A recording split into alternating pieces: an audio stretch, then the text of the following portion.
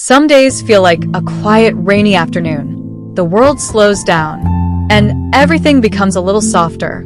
Those are the perfect moments for a certain kind of K-drama.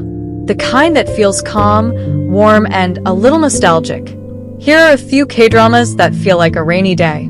First is When the Weather is Fine. This drama moves slowly and gently. Set in a quiet countryside town, it feels like sitting inside with a warm drink while snow falls outside. The story focuses on healing, small conversations, and peaceful moments. It's the kind of drama that lets you breathe.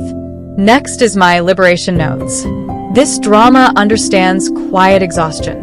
The characters move through ordinary life, carrying emotions they don't always say out loud.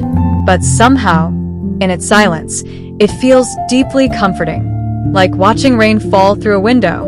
Another beautiful rainy day drama is Something in the Rain. This story feels intimate and reflective. It captures small moments of love, hesitation, and vulnerability. The soft cinematography and gentle music make it perfect for slow evenings. And finally, our Blues. Set on Jeju Island, this drama feels emotional and real. It explores different lives, struggles, and relationships with warmth and honesty.